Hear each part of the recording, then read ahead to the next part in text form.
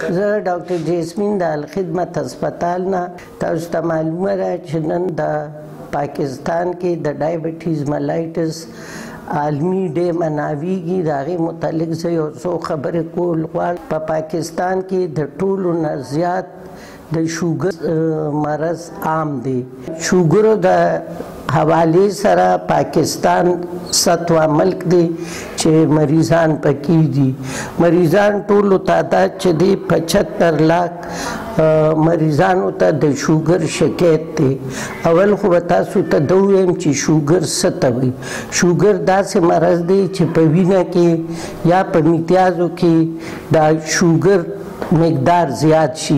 هغه ولې زیات شي چې په باډي کې لبلبه یو سیز دی او هغه چې دی نو انسولین جوړوي او د هغې انسولین په لحاظ سره شوګر لیول د انسان په جسم کې کمیږي. خو دا زیات ولی شي چې دا لبلبه خپل کار پرېږدي او انسولین نه جوړوي نو د هغې په وجه دا مرض زیات شي. نو د دې خپل اثرات دا دي چې یا خلک زیات تږي کېږي یا اوږي کېږي یا امتیازې ډېرې زر زر کوي. نو د دې درې علاماتو په وجه د شوګر مرض پیژندی شي. د شوګر مرض دا ضروري نه ده چې صرف په لویو کې وي، دا په وړو کې وي.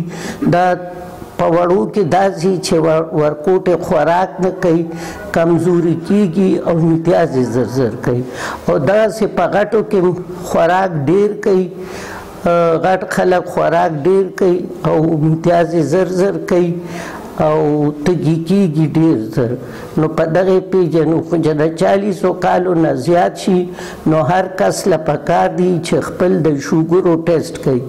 چې شوګر په تشو امتیازو کې راشي نو هغه له خپل ډاکټر له تله پکار دي چې هغې وله بیا صحیح ټیسټونه وکړي او صحیح علاج ورته شروع کړي. دا داسې نه ده چې دا مرض په کابو نه راځي، خو چې بنده ته پته ولګي نو چې څو نظر کېږي نو دو نظر دی د خپل مرض علاج کوي. شوګر نه د بچ کېدو لپاره تدابیر ضروري چې کوم دي دا دي چې یو خو خپل وزن ته کتل پکار دي. ډېر زیات وزن نه دي کول پکار، زیاتول نه دي پکار. ایج ته کته پکار دي. نو په دې کې روزانه خپل اکسرسایز کول پکار دي او فیټي ډایټ او خواږه شیزونه خوراک نه دي پکار. د شوګر مرض نن سبا په پاکستان کې ډېر په تیزۍ سره په زیاتېدو روان دی. د دې وجه دا ده چې یو خو زمونږ خلک په خوراک کې احتیاط نه کوي.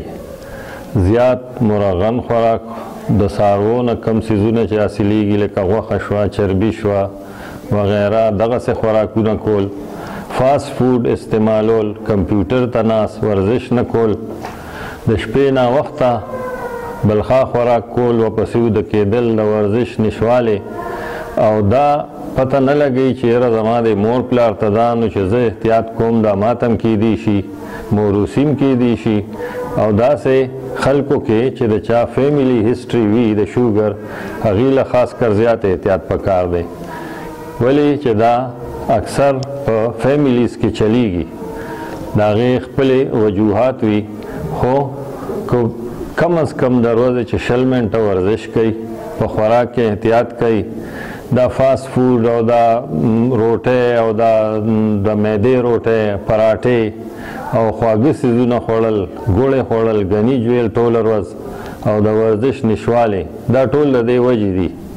که چېرې چاته شوګر وي او هغه فیملی کې هم هسټري وي نو هغه له پکار دی چې هغه خپل بلډ شوګر کوي، ریګولر خپل ریګولر علاج کوي او د هغې نه دا چې څه ورزش خامخا د ورځې چې څه ورته ډاکټر وایي هغومره ورزش کوي او پرهیز جاري ساتي، خپل ټسټونه کوي او خپل احتیاط کوي، خپله دوی په ټایم باندې اخلي.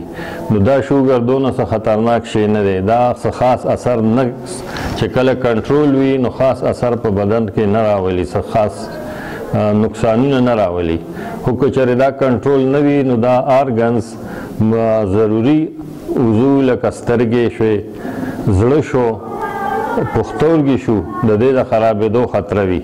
که چېرې چاته وزن ډېر زیاتی د چا یا د چا د شپې بار بار تشو میچازو لپاسي یا خاندان کې داسې چاته شوګري مور پلار ته رونو ته نو هغې له خاص کر احتیاط پکار دی خپل ټسټونه په وخت پکار دي چې د ده زر پته لګي زر علاج شروع کیږي نو انشاءالله دا څه دونه ګران دغه نه دی دا ډایبیټیس کنټرول کول په ماشومانو کې اکثر چې دا موږ ورته د بیغوټو بیماري وایو دا د پینکریاز انفیکشن هم کیدی شي ډېر وایرل انفیکشن دي د نورو وجو نه ډي آی سی وغیره داسې یو څو بیماری دي چې هغې کې د ماشومانو پینکریاز ډسټرای شي نو هغه انسولین د هغه کم شي انسولین پروډکشن چې کله د هغه کم شي نو ماشومانو کې دغه شوګر ته موږ اکثر ټایپ 1 وایو دا ټول عمر به دا ماشوم بیا په انسولین باندې وي که چېرې د یو ماشوم وزن تیزی سره کمیږي تشي میچازې ډېرې کوي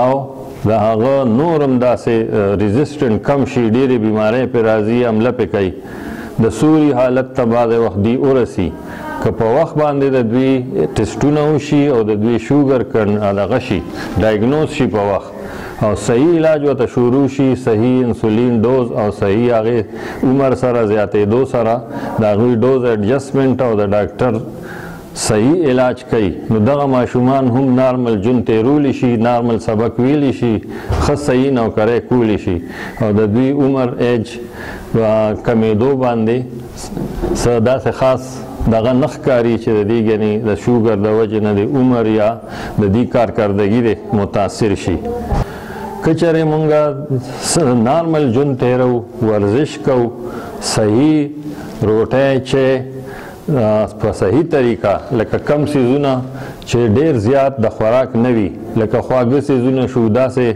میوې شوې چې هغه ډېر زیات خوږې وي لکه خربوزې هندوانې او امونه کیلې دا ډېر زیات خوراک چې دی د دې نه یا ګني او ګوړې د دې نه لږ شانتې پرهیز کوو او خپل ټسټونه کوو خپل احتیاط کوو نو شوګر داسې څه بیماري نه ده چې ګني نه به کنټرول کیږي